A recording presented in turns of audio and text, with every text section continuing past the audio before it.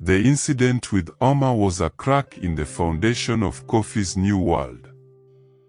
A tiny hairline fracture, but it ran deep. The euphoria of his transformation began to be tinged with a low, humming anxiety. He started to see the hidden machinery of his success, and it was unnerving.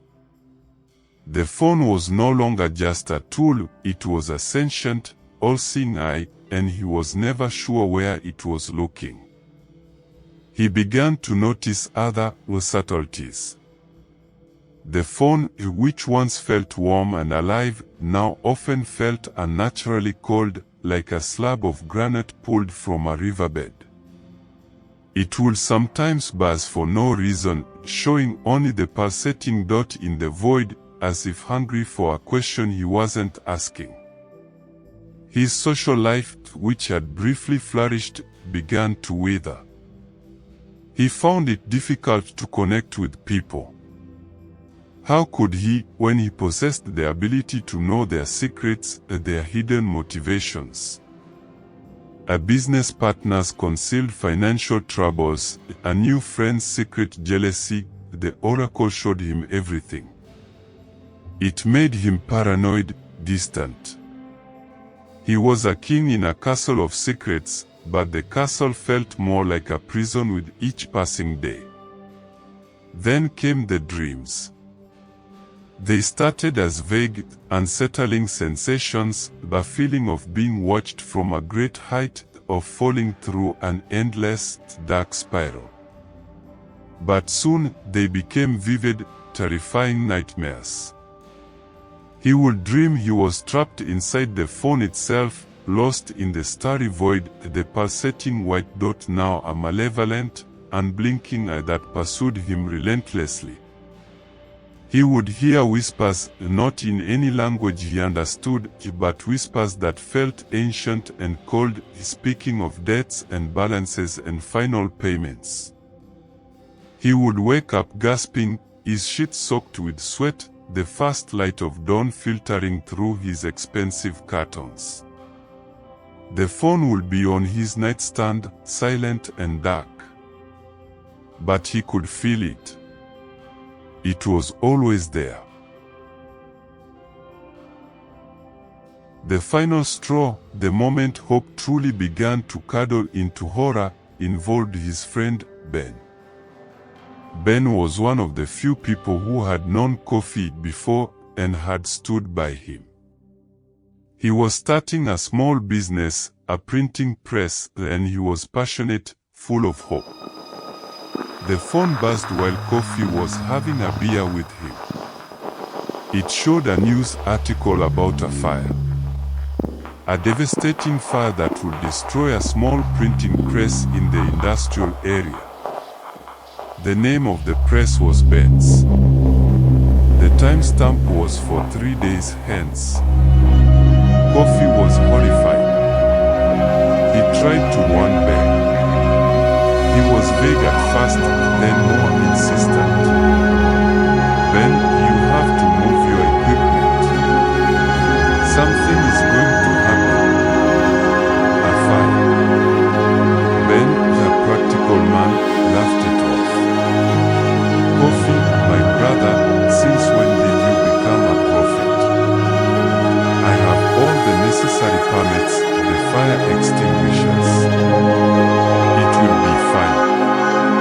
Kofi couldn't explain. He couldn't reveal the source of his knowledge. He sounded like a madman.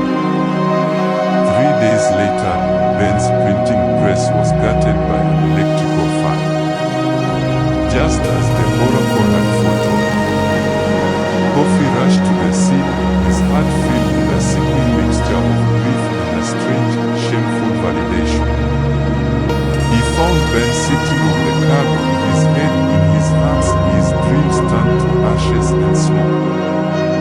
When Kofi approached, offering condolences, Ben looked up. His eyes, red-rimmed from smoke and tears, held not gratitude, but a deep, unsettling suspicion.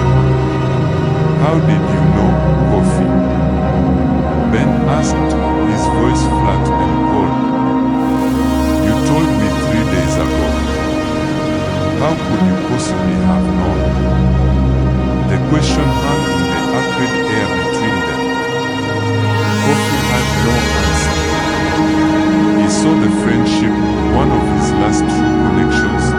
matter in that moment. He was no longer just Lucky Kofi, the successful friend. He was something else. Something strange and frightening.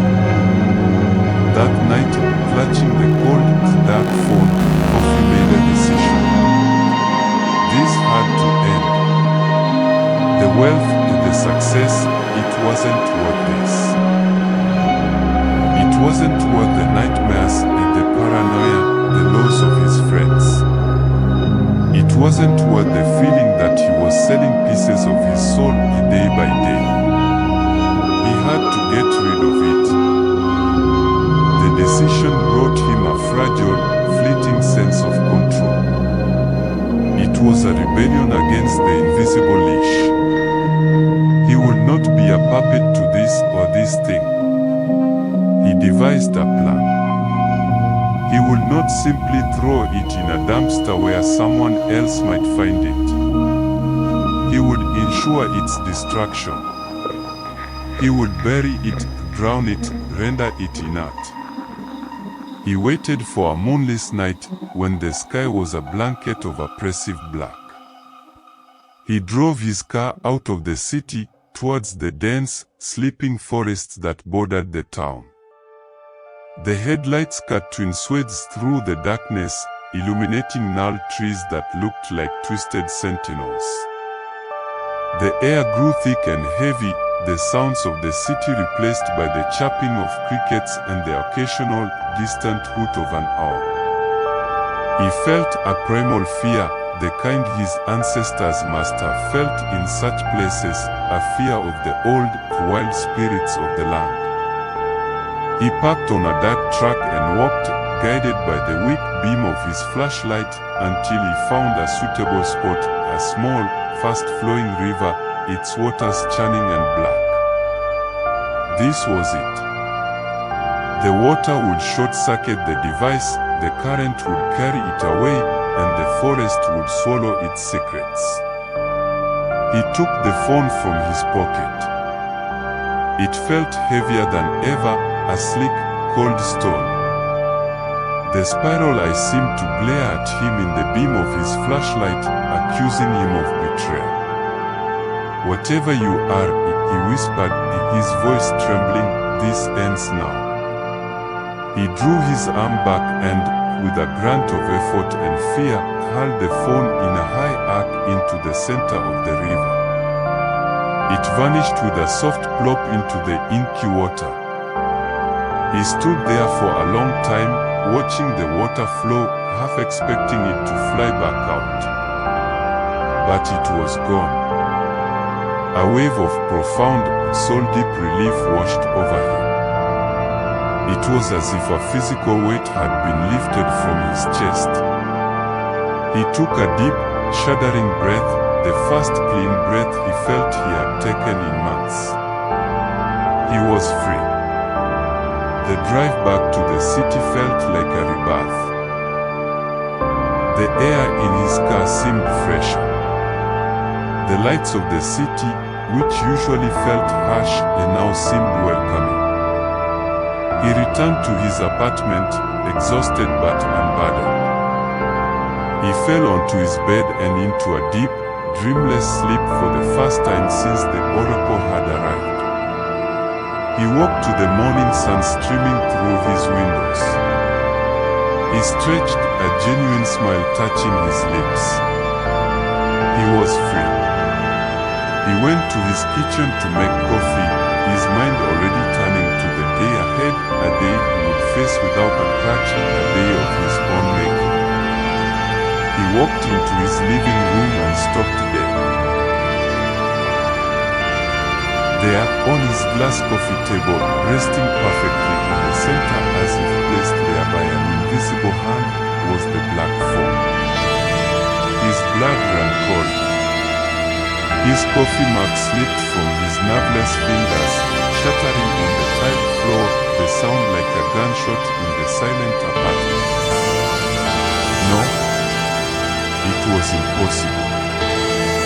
He had thrown it into the river. He had seen it disappear.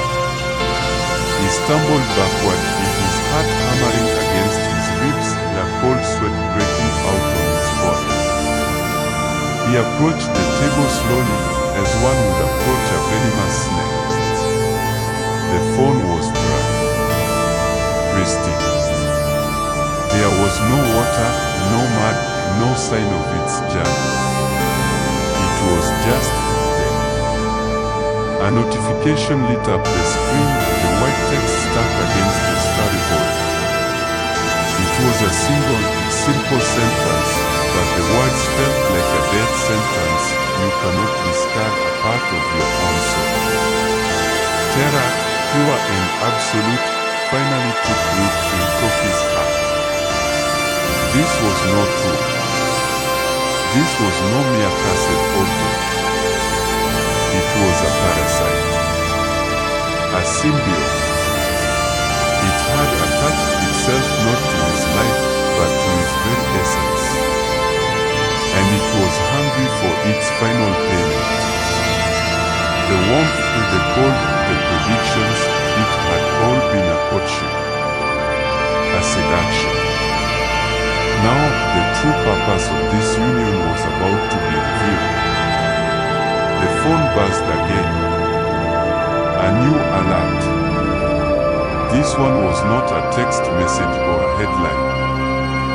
It was a video file. The thumbnail was dark, blurry, but unmistakably familiar. It was the view from his car's dashboard. With a trembling hand that felt like it belonged to someone else, Kofi reached out and tapped the screen. The video played. It was a first-person perspective from the driver's seat of his own car. He saw his own hands. He recognized the watch, a recent luxury purchase, gripping the steering wheel. The car was moving. He was driving on the road that led from the city to his new house, a route he took every day. The sky in the video was the deep purple of twilight. The video Kofi was humming a tune, a popular high-life song. He seemed relaxed, unaware. Then, from the right side of the road, a blur of motion. A small boy, no more than 6 or 7, darting out from between two parked kiosks, chasing a bright red ball that bounced into the street. The video showed his foot slamming on the brake, the sickening screech of tires locking up, the horrifying, dull thud of impact. The camera, his eyes jerked downward, looking at the small, still body lying crumpled on the asphalt. The license plate of the car in the reflection of a shattered side mirror was his own. The video ended. A timestamp glowed at the bottom of the screen, searing itself into Kofi's retinas. Friday, 6:17 p.m. Kofi looked at his calendar. Today was Wednesday. He had 2 days. He fell to his knees, a broken, guttural sob racking his body. This was it. The bill had come due. The price for his wealth, his success, his escape from obscurity was not a secret. It was a life. His future, which the oracle had so generously outlined for him, had a fixed and horrifying endpoint. And he had just been given a front row seat. The next 48 hours were a descent into a special kind of hell. The hell of foreknowledge. Kofi was a man trapped in a cage where the bars were made of seconds, minutes, and hours, all counting down to an inevitable collision. He was a prisoner of a future he had already witnessed. He did not go to work. He called in sick, his voice a hollow ghost of itself. He disconnected his doorbell, turned off his phone. He drew all the curtains, plunging his expensive apartment into a perpetual, gloomy twilight. The sleek modern furniture, the large television, the art on the walls, all of it felt like a mockery now. The trappings of a life that was already over. He tried to devise a plan. He would not drive on Friday. That was simple. He would lock himself in. He would barricade the door. He would break the chain of causality. He would not get behind the wheel of his car. The oracle was powerful, but it couldn't force him to drive, could it? But doubt, the oracle's most loyal servant, gnawed at him. The phone had shown him the accident with perfect clarity. It had shown him his hands on the wheel. Was it a fixed point? An unchangeable event? Or was it simply the most probable future, a future he could still avoid? The philosophical question swirled in his mind, driving him to the brink of madness. He couldn't eat. He couldn't sleep.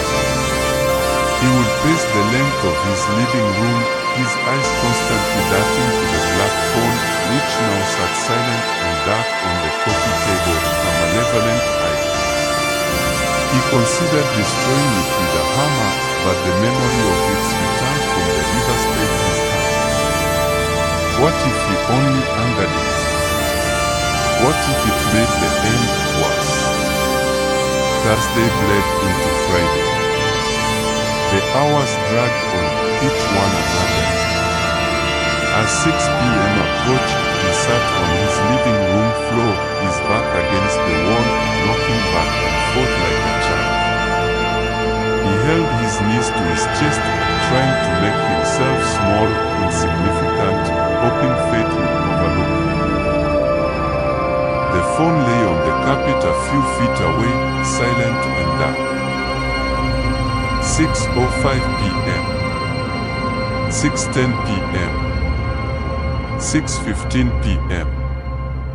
A sliver of insane, desperate hope pierced the gloom. He had done it. He had stayed home. He had not driven. He had beaten it. The prediction was wrong. It was. Ding dong. The doorbell. Sharp, insistent, shattering the silence. Kofi jerked as if electrocuted. His heart leaped into his throat, choking him. No. No. He wouldn't answer it. He clamped his hands over his ears. Ding dong. Ding dong. Again. And again. Then, a frantic pounding on his door. Kofi. Kofi, my son. Are you in there? It is Boba turned. It was his neighbor, the elderly, kind-faced man who lived 2 doors down. Boba turned, who always had a friendly word, who reminded Kofi of the grandfather he never had. Kofi, please. It is an emergency. My wife, Amma. She has collapsed. I cannot get my car to start. The spark plugs, they are finished. Please, you must help me. We must get her to the hospital. It is a matter of life and death. Kofi squeezed his eyes shut, tears streaming down his face. This was the trap. The oracle hadn't shown him the cause, only the effect. It hadn't just predicted a random accident. It had engineered one. It had used his own humanity, his own compassion, as the weapon that would deliver him to his fate. His refusal to drive was meaningless because the universe, manipulated by this cursed device, would make him drive. He looked at the black phone. The screen lit up.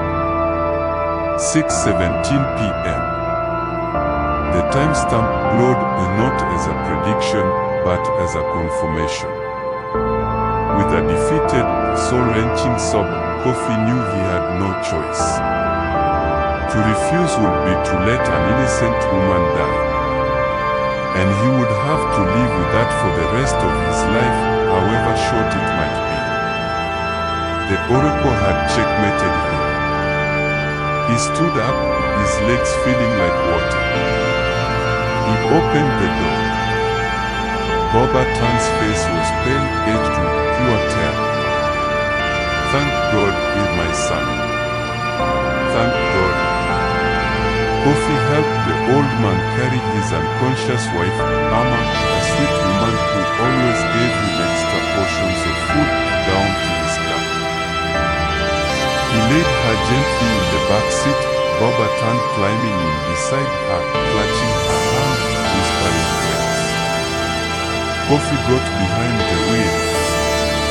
His hands were slick with sweat, trembling so violently he could barely grip the wheel.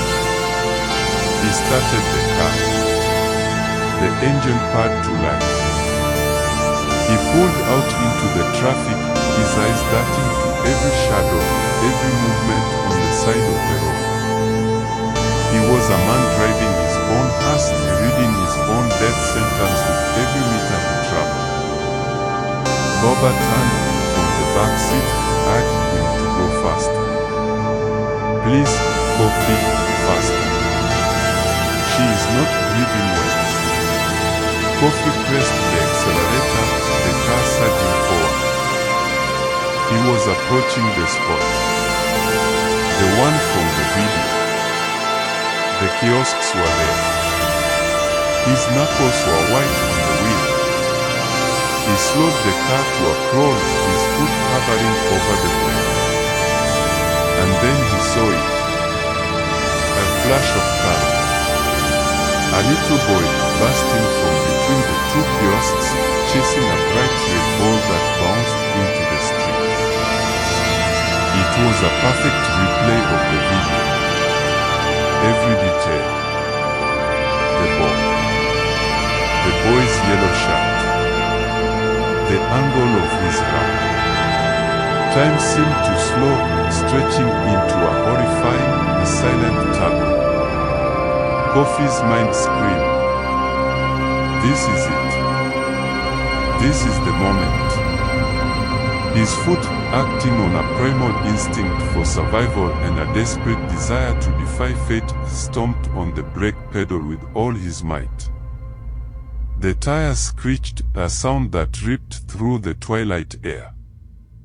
The car shuddered to a violent, jerking halt, throwing Boba Tan and his wife forward against the seats.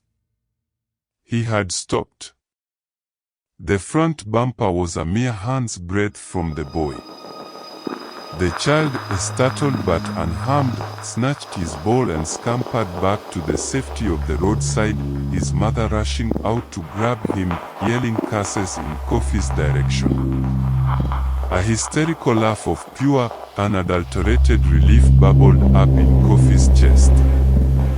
He had done it. He had defied the future. He had looked into the eye of the oracle and won. "It's okay, Baba," he gasped, his voice trembling with giddy shock. "We are almost there. It's okay." He took his foot off the brake and pressed the accelerator. The car didn't move. He pressed harder. Nothing. Just a faint, choked whine from the engine. In his panic, he had flooded it, or the sudden, violent stop had damaged the transmission. The car was dead, stalled, blocking a narrow part of the road. Behind him, an impatient driver leaned on his horn. A long, blaring sound that grated on Kofi's frayed nerves. Then another horn joined him. He looked in his rearview mirror. A large,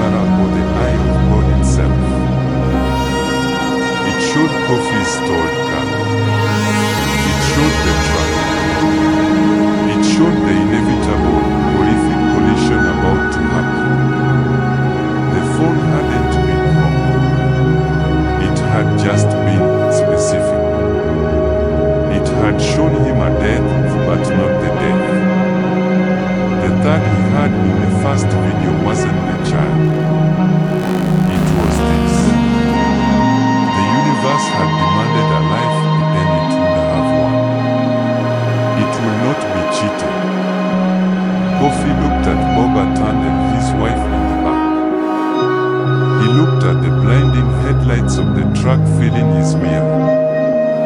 There was no time to get them out. There was no escape. This was the true cost. This was the balance. The phone had given him wealth, but it demanded a life. Not just any life. A life steeped in his own attempt at heroism, making the tragedy all the more bitter. He met Bobatan's eyes in the rearview mirror for a split second, and in that moment, the old man saw the absolute terror and resignation in Kofi's face. He saw the acceptance of a fate that had been sealed long ago. The last thing Kofi heard was not the screech of the truck's brakes, but the sound of his own regular phone ringing on the seat next to the cursed one. The caller ID, impossibly, displayed his own number. The aftermath was a scene of utter devastation. The truck had plowed into the line of cars, with Kofi's vehicle taking the brunt of the force. There were no survivors. The news reports called it a tragic accident caused by a stalled vehicle and a speeding truck. A simple, senseless tragedy. Kofi Mensah, the rising star, was mourned as a victim of cruel fate. But when the rescue workers pulled the bodies from the wreckage, they found something peculiar. Amidst the twisted metal and shattered glass, one object remained perfectly intact. A sleek, black phone resting on the floor of the passenger side. No scratch, no dent. As a young paramedic reached for it, the screen flickered to life. It showed a live feed of the paramedic's own home, where his wife was placing a positive pregnancy test on the bathroom counter. An event that had not yet happened, a secret joy she had not yet shared with him. The paramedic dropped the phone as if it had burned him. It was collected as evidence, but it vanished from the police station locker within hours. The story of Kofi faded from the news, but a new, darker legend began to circulate in the digital underworld of Kumasi and beyond. A legend of a black phone with a spiral eye. A phone that could show you your future. They say it finds a new owner when the previous one has not fulfilled their contract. It seeks out the desperate, the ambitious, the broken. It offers them a glimpse of heaven before guiding them, step by inevitable step, straight into hell. And as for the secret Kofi typed to by the phone, that childhood secret he thought was meaningless. The phone knew. The weight of a secret isn't in its content, but in the guilt it carries. And that guilt, that is the down payment for a cursed future. The first, a small thread in a news that tightens with every answered prayer. And so, the world learned a new kind of lesson, not carved on ancient stones, but whispered in dark corners of the internet. That some doors, once opened, can never be closed. That some knowledge is a poison, and desire is the cup that holds it. Kofi's story is a tombstone, a warning in the digital age. But what do you think? Could Kofi have avoided his fate if he had never answered his door that night? Or was his destiny sealed the moment he typed that secret and clicked buy? Was he a victim of a supernatural predator, or did his own ambition blind him to the warnings? Let me know your thoughts in the comments below.